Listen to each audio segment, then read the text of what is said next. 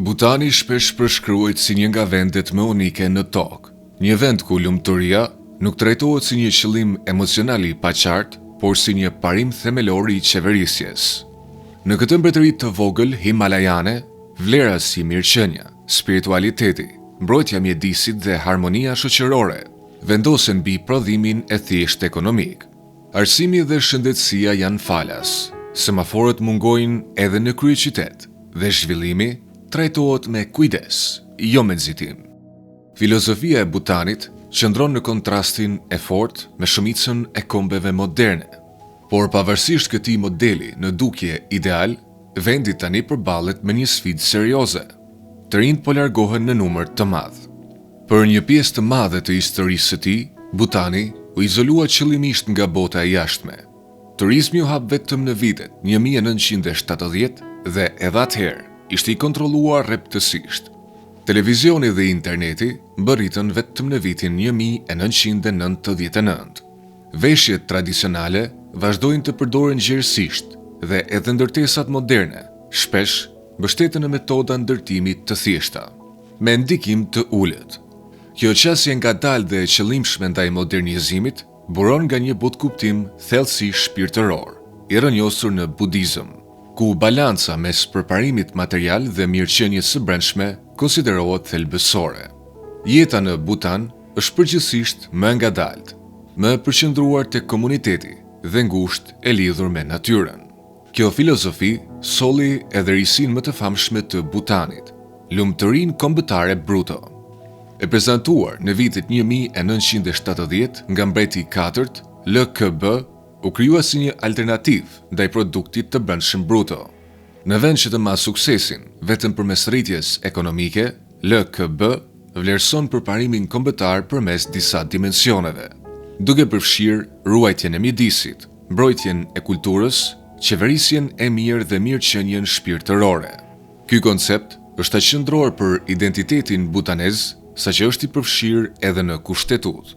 Për qytetarët e Butanit, lumturia nuk është një ideal abstrakt, por një udhëzues praktik për politikat dhe jetën e përditshme.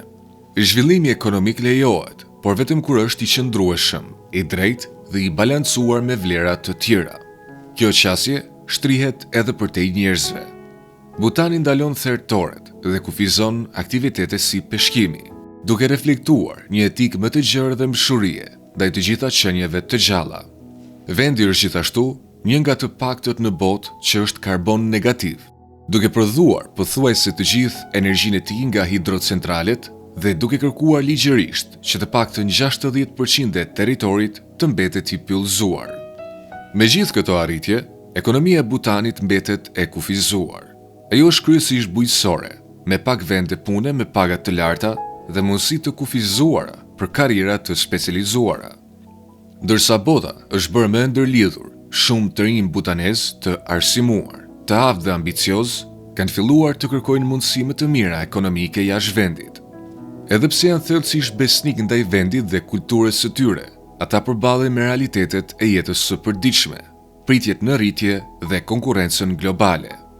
Me kalimin e kohës, kjo ka çuar në një largim të ndjeshëm të rinjve, duke krijuar atë që disa zyrtar e përshkruajnë si një krizë ekzistenciale. Si përgjigje, udhëheqja e Butanit ka zgjedhur një zgjidhje jo të zakonshme. Në vend që të braktisë vlerat e tij thelbësore për të ndjekur rritjen e shpejtë, vendi po përpiqet të rishpik zhvillimin sipas kushteve të veta. Në dhjetor 2023, mbreti prezantoi Gelepu Mindfulness City, një projekt ambicioz që synon jo vetëm të mbajë të rinj brenda vendit, por edhe të shërbejë si model për zhvillimin e ardhshëm. Gelepu Mindfulness City është planifikuar si një rajon vet administrues, afërsisht i krahasueshëm në madhësi me Hong Kongun. Qëllimi i tij është të funksionojë si një qendër eksperimentale, një vend ku ide të reja, teknologji dhe modele ekonomike mund të testohen dhe më pas të përshtaten në pjesën tjetër të vendit. Ndryshe nga shumë qytete moderne të planifikuara apo zona të veçanta ekonomike, GMC nuk është ndërtuar rreth luksit, spektaklit apo ndjekjes agresive të fitimit. Nuk ka rokaqej, nuk ka supermakina luksoze dhe nuk ka shtrirje të dendur urbane. Në vend të kësaj, Qyteti është projektuar të integrohet në mënyrë harmonike me mjedisin natyror dhe trashëgiminë shpirtërore. Qyteti do të përbëhet nga disa qyteza të shpërndara në një peizazh të pasur me lumenj, të lidhura nga një seri urash monumentale. Këto ura nuk janë thjesht infrastrukturë, ato janë elemente qendrore të identitetit të qytetit, të frymëzuara nga zongët tradicionale butaneze, manastiret të fortifikuara, të ndërtuara në mënyrë strategjike pranë lumenjve ose kalimeve malore. Secila urë shërben një funksion unik komunitar ose shpirtëror. Disa përmbajnë tempuj, duke ofruar një vështrim në jetën monastike, ndërsa të tjera strehojnë qendra mjekësore, që kombinojnë mjekësinë moderne perëndimore me praktikat tradicionale shëruese butaneze. Urat më breslënse janë vërtet të papara më parë. Njëra do të mbajë një aeroport ndërkombëtar, të ndërtuar drejt për drejt mbi një lumë që rrjedh. Në vend që të devijojë ose shkatrojë rrjedhën ujore, dizajni lejon që lumi të vazhdojë të rrjedhë natyrshëm poshtë strukturës, duke minimizuar ndërhyrjen ekologjike. Terminali i aeroportit do të përdorë trar druri inxhinierik të siguruar në vend, të vendosur në një model rrjete diamant. Këta trar i referohen kolonave tradicionale të dekoruara në arkitekturën butaneze, ndërsa njëkohësisht shërben një funksion modern, modular strukturor. Dizajni modular lejon që aeroporti të zgjerohet gradualisht sipas rritjes së kërkesës, duke shmangur ndërtimin e panevojshëm. Vetdia dhe qetësia janë konsiderata qendrore edhe në infrastrukturë që zakonisht lidhet me stresin. Aeroporti integron gjelbërimin në të gjithë dizajnin e tij, duke sjellë kurorën e xhunglës përreth brenda ndërtesës. Oborret, pemët dhe hapësirat me hije synojnë të krijojnë një mjedis të qetë dhe riqenerues për udhëtarët. Projekti ka frymëzuar gjithashtu pjesëmarrje të gjerë publike, me qytetarë nga të gjitha shtresat që ofrojnë vullnetarisht punën, kohën dhe madje edhe produkte bujqësore për të mbështetur ndërtimin. Kjo përfshirje kolektive pasqyron një ndjenjë të fortë pronësie kombëtare dhe qëllimi të përbashkët. Një tjetër strukturë përcaktuese e qytetit është një digë hidroelektrike, që shërben njëkohësisht si hapësirë publike dhe shpirtërore. E frymëzuar nga puse të lashta indiane me shkallë, diga ka terraca të shkallëzuara, që ftojnë njerëzit të ecin mbi të, në vend që ta trajtojnë atë si një objekt thjesht industrial. Në qendër të saj ndodhet një tempull që shikon mbi lugin, duke simbolizuar integrimin e prodhimit të energjisë, komunitetit dhe spiritualitetit. Edhe pse digat janë tashmë të zakonshme në Butan për shkak të varësisë nga energjia hidrike, ky dizajn e ngre infrastrukturën në diçka me domethënie kulturore dhe emocionale. Përgjegjësia mjedisore përbën thelbin e çdo aspekti të planifikimit të qytetit. Ndërtesat kufizohen në maksimum 6 kate për të reduktuar përdorimin e materialeve me intensitet të lartë karboni, si çeliku dhe betoni.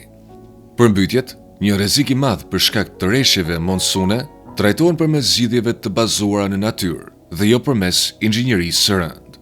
Në vend që të ndërtohen mure dhe sisteme kullimi për të larguar ujin, qyteti përfshin zona mbrojtëse përgjatë lumenjve, ku fushat e orizit mund të thithin ujin e tepërt.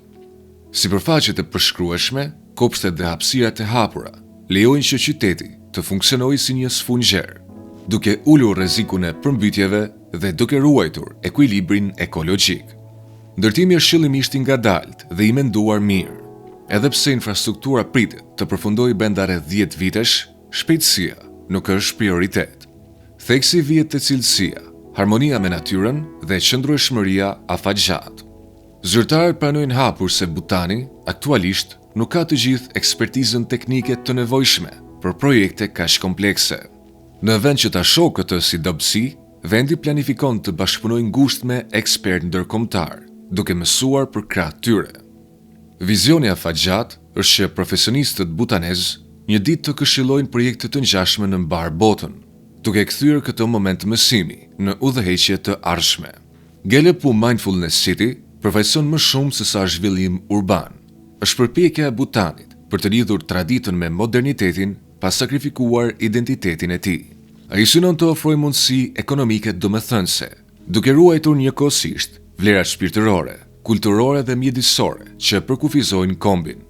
Nëse është i suksesshëm, projekti mund të ndihmojë në kthimin e migrimit të rinjve, forcimin e besimit kombëtar dhe ofrimin e një modeli alternativ zhvillimi, në një botë gjithnjë e më të përcaktuar nga shpejtësia, konsumi dhe presioni mjedisor.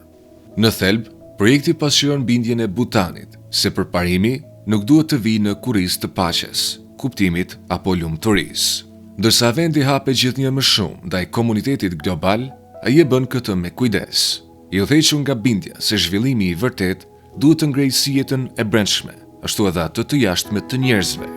Në një botë që kërkon të ardhme të qëndrueshme, ky eksperiment mund të ofrojë mësime shumë për te kufive të tij. Kjo ishte e gjitha për sot. Abononi në kanalin ton dhe aktivizoni zilën që të njoftoni për videot e ardhshme. Si gjithmonë, faleminderit që na ndoqët.